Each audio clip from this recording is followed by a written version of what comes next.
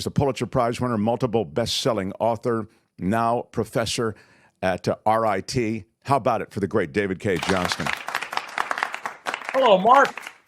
David, start us where you want to, and I'll play you some clips along the way here. But what did you think?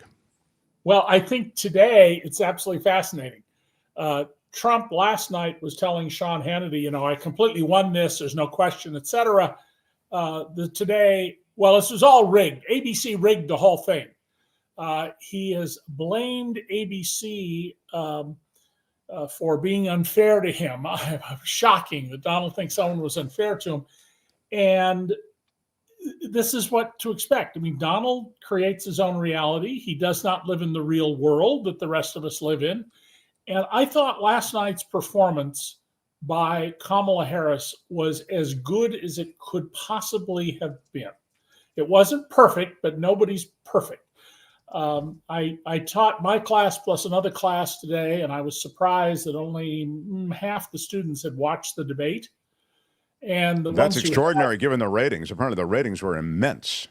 Right. So. Well, these are college kids, but that's true. The ones who had watched it in both classes told the other students, you really should see this. And I was explaining how you can watch it on C-SPAN with a transcript, not perfect transcript, but a transcript, and on YouTube. But she did exactly what I had mentioned in previous shows she should do. Get under his skin, get him off his game. She never took the bait from him. There were questions asked that had nothing to benefit her from answering, so she just evaded them. That was smart. For example, what would you do about Gaza? Well, she's not going to contradict the president, whom she works for, and there's no gain for her with anybody. This is a totally, in America, it's an irrational matter, no matter what you come out and do. But she right out of the bat went after Donald. You can't believe him. He's a liar, etc. And as time went by, I thought I had told my family, some of my grown children, Donald will last 15 minutes, maybe 20 before he starts to fall apart. Well, by my count, it was 31 minutes. Yeah, it's funny, David, that I didn't realize you had already predicted that because it was really spot on. I thought the early rounds, you know what I mean? The beginning of the back and forth, she seemed tentative. She seemed a little bit nervous, which is completely understandable. And of course, he's in his comfort zone on television, in command of the stage. I think it actually worked against him because he started riffing and doing his rally thing and picked up every bit of bait because he wasn't really thinking. He was just reacting. But then she got super comfy and then things started changing. I actually suspect when we find out what was in her head, which is going to be, let's assume she has 2 terms, it'll be 10, 12 years from now, that she deliberately opened up the way she did to get him into the zone she wanted him in. And what you saw last night was 18 years as a prosecutor in Oakland, where she had to persuade juries. And in many cases, juries where, jury could decide, not guilty because we're not so sure, or outright innocent. And so she's very experienced this. And remember, when she ran for Attorney General of California, it was a televised debate that changed the tone of what happened. And that's the other astonishing thing from last night. You look at the New York Times, and leave the picture up if you would, because I want to come back to it. You look at the New York Times, which has simply never understood how to cover Donald, and I couldn't get any of the editors except one to listen to me, and they didn't do anything. Today, the whole tone and tenor of the coverage, whether it's David Leonhardt's daily email to people or the news stories, is totally changed. What Kamala Harris did was change the narrative. Journalism is largely a herd business. So once there's a narrative that's accepted, everybody runs with it. And no journalist gets in trouble for repeating the narrative, even if the narrative is wrong. And today, that narrative has changed. Now, the very first thing that Kamala Harris did was walk out onto the stage, and she marched right across to where Donald was and put her hand out to shake his, and he had to make an instant decision. What was he going to do? The fact that he didn't move forward tells you that he was planning, in all likelihood, to just turn and face the podium and maybe even grip it with his two hands. She took charge instantly. But then she backed off in some ways a little bit. And once she started baiting him, he was like the big mouth bass that just can't resist the worm on the hook. It was remarkable. I mean, some of the stuff that she baited him with was so clearly bait that I was astounded that even Trump, in whatever zone and delusional place he occupies, wasn't able to realize, I'm not going to fall for that.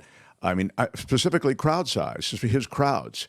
He could have sloughed it off, addressed it quickly. I mean, literally a line or two. Instead, he obsessed about it. His entire answer was all about that. He didn't even respond to the question he was being asked. Right. Well, many of the questions, the answers, both to the questions by the moderators and the back and forth, really didn't respond. But that's okay. What we got to see was who these people are. Donald can't turn on a dime. She can't. Donald can't think outside his box of here's how things are. And the best example of that, the killer example, was he tells the story about Springfield, Ohio, and it isn't just cats now to him. It's cats and dogs are being kidnapped and then eaten by people. David Muir fact checks him on this. And Donald's answer when he comes back is to double down and say, well, some guy on TV said it. What more do you need to know about what a shallow, uncritical thinker Donald Trump is? Somebody said it on TV. Gee, that must be true. That must be so. I mean, what else are you gullible about, Donald? Oh, well, actually, we know. But it was astonishing that he went right for that and came back. And the reason for that is, remember what Donald said in 2016 when he was asked by a radio host named Bob Lonsberry about, well, Mr. Trump is a Christian. When's the last time you asked God for forgiveness? And Christians, based on my understanding of Christian theology and study of it, are supposed to be in a state of seeking forgiveness all the time because every day we offend people. Microaggressions is not a new modern idea. You can find it in the New Testament. And Donald's answer was sort of this pause, and then he goes, Why would I do that? I've never done anything in my life that would require asking forgiveness of anyone.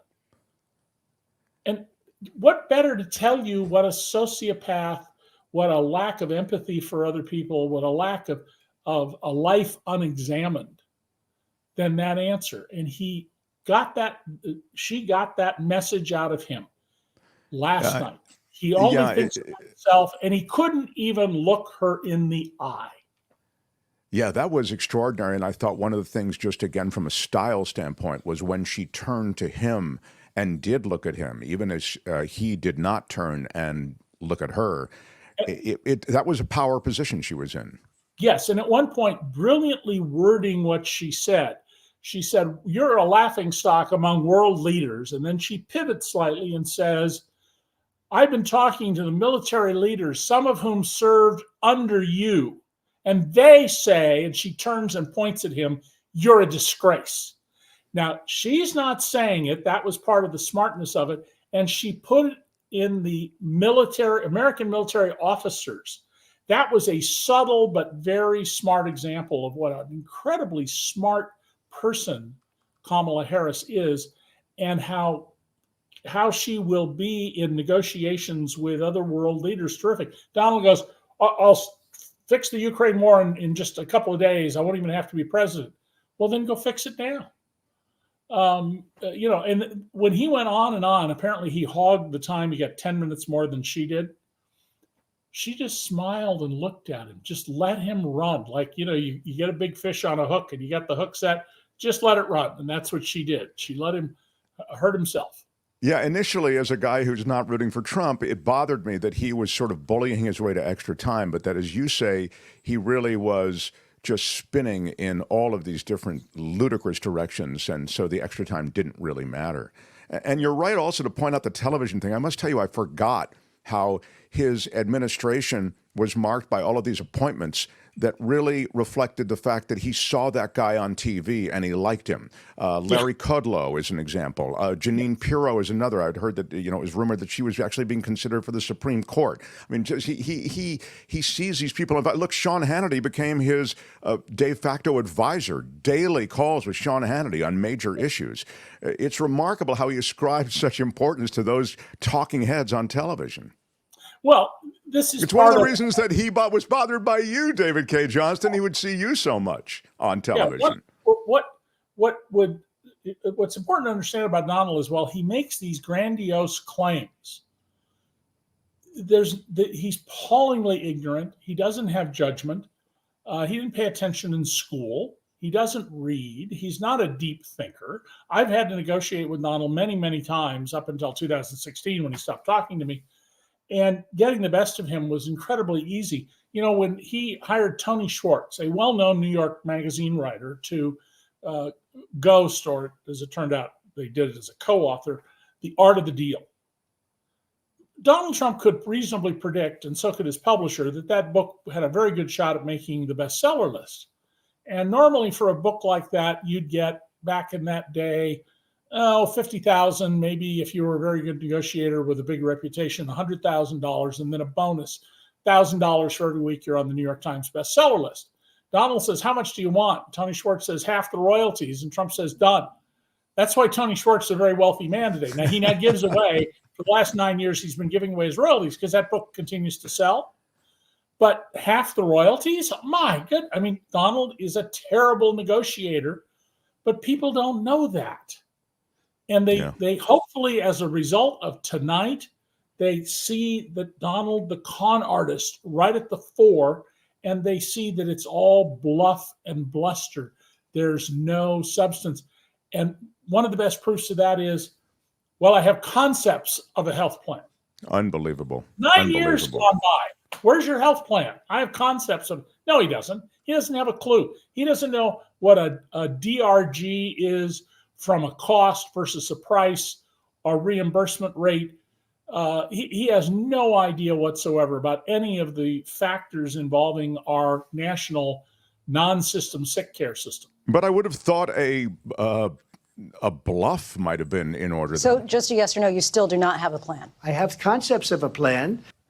I mean, it's just some kind of bluff would have been better there. And by now I would have thought, I said that when I was teaching third-year law students, because frankly, by the time you're in third year, you can do this as a professor. I would have humiliated the student. Said, your clients are going to be doing terribly if that's your kind of answer after all the time we've been studying something. Yeah, I mean, they're eating the cats. They're eating the pets. Now, that was a weird, he again, and I made this point, I'll probably make it again, was living. Clearly, he is with the Laura Loomer, the right-wing heavy media sphere that he is knocking around in. So he's almost speaking in that shorthand, David K. Johnston. He's talking about stories that are high-profile in their world. Most people who are in mainstream America may not even understand what the hell he's talking about on some of these references. Well, let's give Donald credit where he's due credit. Donald last night certainly reinforced with his base that he's the person they want. But the object of this debate was twofold. In Donald's case and Kamala Harris's, it was to try and broaden your appeal, to get more people to support you. That's how you get elected. You build broader coalitions. And even if they're coalitions of convenience, people who hold their nose and vote for you.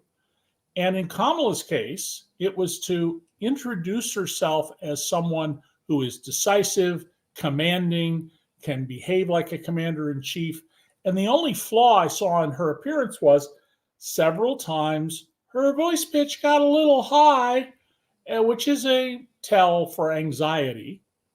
And my wife observed that she said, I don't know, she looks a little tired. And we talked about whether she should have, as Joe Biden clearly should have 76 days ago, taken a nap. But her performance was so perfect. And, when she got to the point where she wanted to denigrate him, she handled it brilliantly. She comes up on the sentence and you think she's about to use a foul word. suggesting, referring to sexual intercourse. And instead, there's this long pause, and then she says person. So she got us to think it without her saying it. And that's the kind of skill that she developed as a grade prosecutor in Alameda County. Yeah, it did feel prosecutorial in that way. You know, I was saying here that I think a lot of people are looking for that Jack Nicholson moment in A Few Good Men where he just sort of loses it. And I just feel as though that maybe... You can't deal with the truth. Right, exactly. And the meltdown courtroom moment, and we didn't, and I said, that's just really too much to hope for, but he really went for the bait. I thought in a sense you got a shadow of that sort of thing last night. And one of the things that's important out of this debate is if you look at the stuff on the right, they understand this was a bad night for Donald. Eric Erickson of Red State last night blamed ABC for, at least as I read it, he blamed ABC for the whole eating cats and dogs issue. Some people interpret it as he was blaming Trump's staff. But he said, by bringing this up, Trump brought up on his own this nonsense story about Haitian immigrants eating dogs and cats, completely on his own. That wasn't put there by David Muir. It wasn't put there by Lindsey Davis. It wasn't put there by Kamala Harris. Donald conjured it up out of his own mind. And then when he doubles down and says, well, I saw somebody on TV, he simply...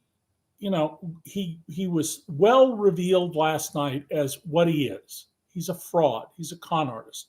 He is appallingly ignorant. A man who doesn't even know why we have a memorial in Pearl Harbor for the USS Arizona sailors. And now, he may get a bounce from some people for this. I mean, remember, after the Billy Bush tape came out in October 8 years ago, polling showed more women supporting Trump. And when television reporters did interviews with women who said they were not going to vote for him, these were women who clearly had internalized misogyny. And all men talk like that. All men do that sort of thing. All men don't. Most men don't. In fact, tiny minority relative are lots of men bores and mistreat women. Yeah. But what Donald described? No. And so he may get a bounce from some people. I don't think so. The most interesting polling that's been in the last week, and I don't like polling and I don't tend to trust it, shows higher levels of support for Trump among young Black and brown men. And I asked one of my fellow professors today about this, and his view was that that's because Donald is appealing to young men who feel disrespected by society, that he's a strong, powerful guy who doesn't put up with anything from anybody. They're not thinking about how his policies would hurt them. Also, my guess is these are not likely voters. That's interesting. Yeah, I wanted to play you, Albert, just play for David, if you would, please, the Trump video. You'll see it there in the rundown. How does Trump think he did? I just thought, I haven't actually seen this either. I heard the first bit of it. It's not... Candidate afterwards? It's not long. This is in the spin room. Go ahead. Yeah, by the way, no candidate goes to the spin room. Right. It did seem like a weak move. Go ahead. Your advisors are worried that you took the bait from Kamala Harris tonight. What would you say? Great debate tonight. This was my best debate. We had a 92% rating in one poll. We had an 86% rating in another. We had 77% in another. We won every one of the polls that came out tonight. There were quite a few of them. You were asked if you would veto a national abortion ban, and you did not say yes or no. What is your answer to that? So all you have to do is check it. It was a perfect answer on abortion, and I've done a great job in that, and I brought our country together. Thank you. Yes or no?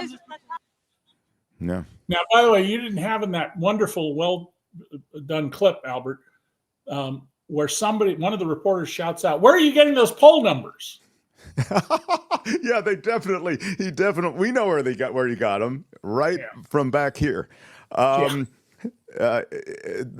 other thing I wanted you just to take a look at, Albert, more debate punditry. Will you just play a second or two of that for David? You see it in the same queue as the others. and then I'll not keep you too much longer, David, but I wanted to get on one major question. I wanted to get your thoughts. You see it there, More Debate Punditry, Albert? Do you have it or no? Here it comes. So this, we're wrapping this presidential debate between former President Donald Trump and Vice President. This is sort of just the hot reaction that was in the room.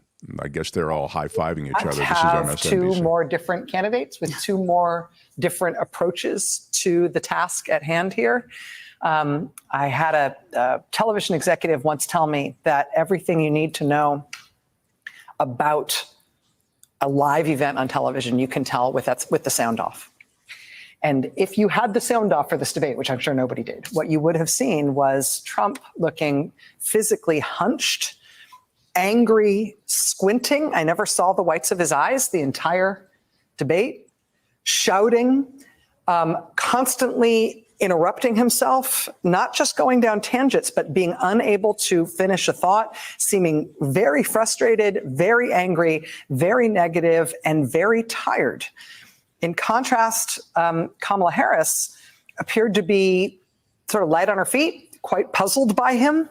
The two-shot of him squinting and hunching and seeming to be having physical trouble squeezing the words out, certainly squeezing the sentences out, while she just looked at him absolutely puzzled by where it was he was going. I think that visual may be as much of a takeaway as anything that was said. That said, boy, what was said?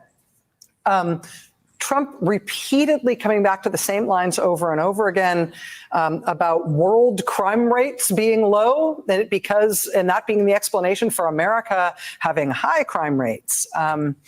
He said strange things like all Democrats wanted Roe versus Wade overturned. He said that it is legal to kill children in the United States. He insisted that he saw something on television about eating dogs. That was one of the weirdest moments of the debate. This is good, Albert. Thank you. I just wanted David to get a flavor for so the hot takes for a lot of what we've said. I don't know, David. It's clear that Trump is on a kind of loop of his own now. This is where I think your studied research and reporting on him really comes in handy. He's coming unspooled, I think. He is, and I think it'll get worse. And he's of course setting up. The election was stolen and rigged and all of that, because he cannot accept losing, especially not to a black woman. The very first thing Rachel Maddow said, though, is very important. When Nixon was president, one of the few women network correspondents, I think it was Judy Woodruff, put together this very long package. I mean, most network evening news packages are like 1 minute and 20 seconds, maybe 2 minutes. This one went on for like 3 or 4 minutes. And she thought she had really, hit hard on Nixon. And one of Nixon's advisors, I just can't call up his name at the moment, invites her into his office in the White House and says, "Have a seat. I want to thank you for that great piece you did to help reelect President Nixon." And he says, "Let me show you." And he goes over and he turns the TV on, and he makes a show of turning the sound off. And what you saw were Richard Nixon, smiling children, flowers in the park, bands, Marine band playing. The images were all helpful to Nixon. It's the sound that wasn't. Well, on radio, people remember voices. People like Ray Suarez, who went from radio to TV, people, when they meet him, I did this actually. I said, "Oh, I love you on NPR. And I know better than this." It's how we process these things in our brain. People have trouble going to sleep often will turn on the TV, so they get in what's I think called a G-wave state and go to sleep. But we've all sat at an intersection with a red light where it's very obvious the person in the car next to us is talking back to their radio. Radio is a hot medium. TV is a cool medium. And Donald, who is a master of, I want this camera angle, I want the lighting done this way, this is how I'm going to put my suit and my tie, this is how I want to appear, what I do or don't, do I want a messy desk today, people come to Trump Tower, or I want a neat one.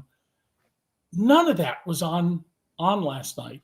And so you're seeing Donald is 78 years old. He is not in good health. He weighs way more than he says. He kept falling asleep at the trial, and almost every time he fell asleep at trial, it was like, not that long after he probably had a meal, which makes me think he's diabetic, though we don't literally know that. But blood sugar a couple hours after a meal will make you go to sleep if it's gotten high. And he had nothing new. He didn't sit down with his staff and come up with one new thing to come back and hit Kamala Harris with. The best he came up with was, we just adopted my policy, and it's only 4 sentences. Dick, and he started. I thought, run, Dick, run, Dick, run. Run, spot, run. Yeah, but I think he started to imply something crude, and then he backed off of it. Oh, I see. Where's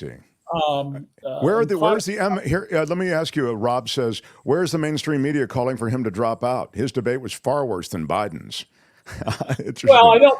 Yeah, I don't think it was far worse than Biden's, but no, Biden's was pretty bad. There's no the mainstream news organizations in the news pages were not calling him to drop out.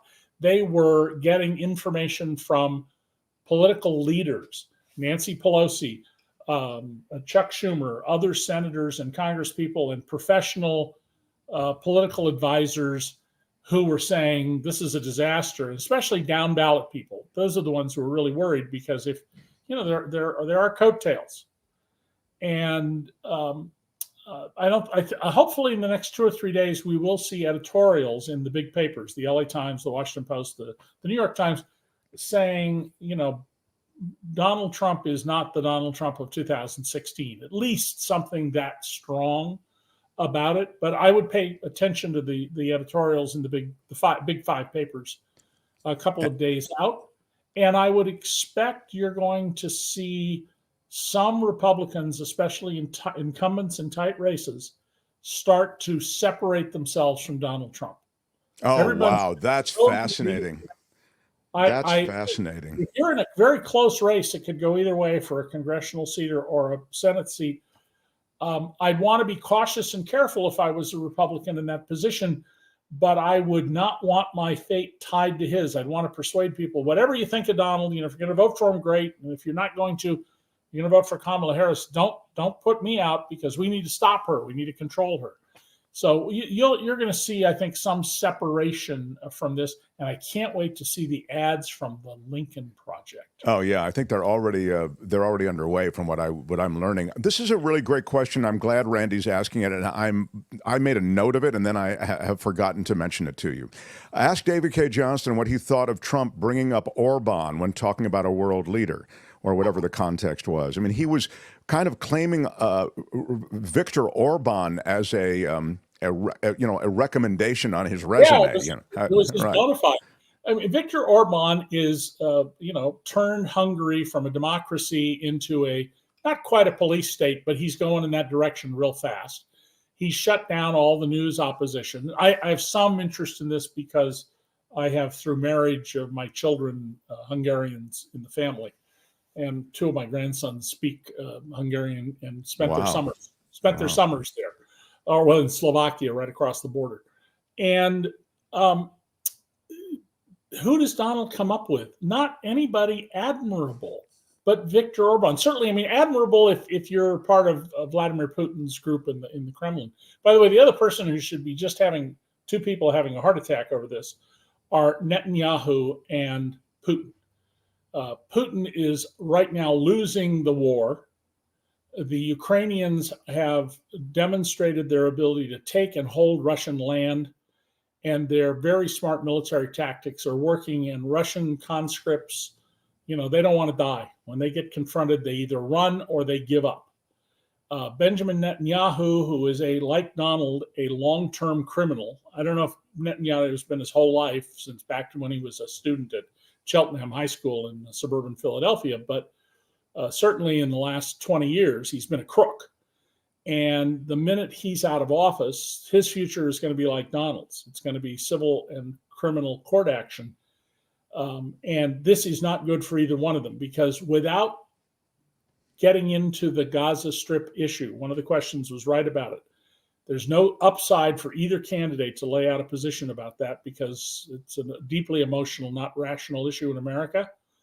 Kamala Harris has signaled, A, I support Israel, and B, I'm not going to, as president, tolerate the indiscriminate killings of children, pregnant women, elderly, disabled people by the IDF. And so she actually threaded that needle brilliantly. Well, Donald could only say, I could solve it right away. It'll just be done. It'll be taken care of. And if you're dumb enough to believe that, then you fit Donald's description of who he loves. Well, his answer on everything is, I'll have it done before lunch. Don't worry, And then even on the question of policy when it comes to the Affordable Care Act, he, as you've suggested, 9 years later, still doesn't even have a reasonable bluff. Yeah. It's all, I left it in my other pants. You know what I mean? He's like an 11-year-old kid with that stuff. All right. So on to the most important endorsement in pop culture history, and that is Taylor Swift. She says, and we can smile about it, but she said this: like many of you, I watched the debate tonight. If you haven't already, now is a great time to do your research on the issues at hand and the stances these candidates take on the topics that matter to you the most. As a voter, I make sure to watch and read everything I can about their proposed policies and plans for this country. Recently, I was made aware that AI falsely had me endorsing Donald Trump's presidential run, and it was posted to his site. It really conjured up my fears around AI and the dangers of spreading misinformation. It brought me to the conclusion that I need to be very transparent about my actual plans for this election as a voter. Then she went on to say the simplest way to combat misinformation is with the truth.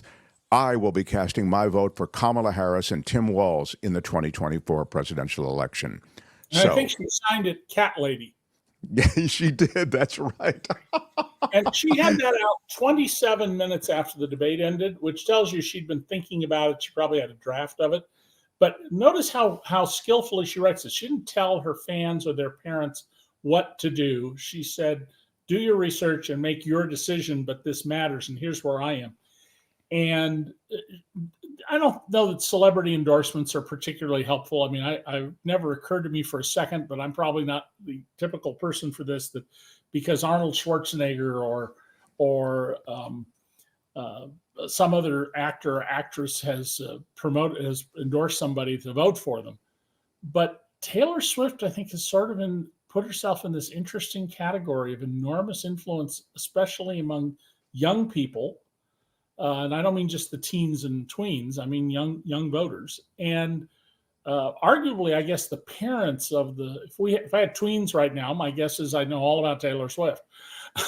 Well, she's got a pretty broad demographic. You're right. I mean, it's the parents and 18-year-olds. And she says this, to your point, quote, I've done my research and I've made my choice. Your research is all yours to do, and the choice is yours to make. I also want to say, she says, especially to first-time voters, remember that in order to vote, you have to be registered. I also find it's much easier to vote early.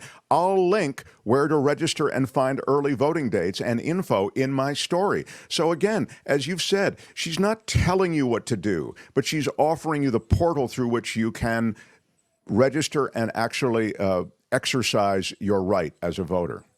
Yeah. And, Calvin Wong in the discussion has a very interesting point. J.D. Vance, who has very strange views about women, J.D. Vance said that Taylor Swift has no stake in America. Gee, she's a billionaire.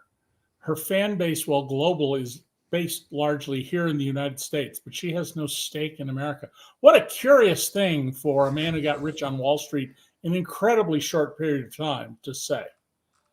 Oh, the J.D. Vance story is one of the great frauds. Interesting and terrific fraud, but now that he's so relevant, it's a scary fraud. I mean, essentially plucked out of the success he had with Hillbilly Elegy, put into these positions, as you said, at these VC firms, failed there, then plucked out, put into a position of running for politics, and then given $15 million by Peter Thiel, et cetera. We've talked about it before. David, here you are. Elise says it for all of us. Love the David K.J. segments. Really so appreciate you, sir, and look forward to next week. Thank you again. Okay. David K. Johnston, everybody. Hi, it's Mark, and I thought that was great. Hit the notification bell. You'll know whenever there's a new video being dropped, and please subscribe to our channel. to help us save the universe.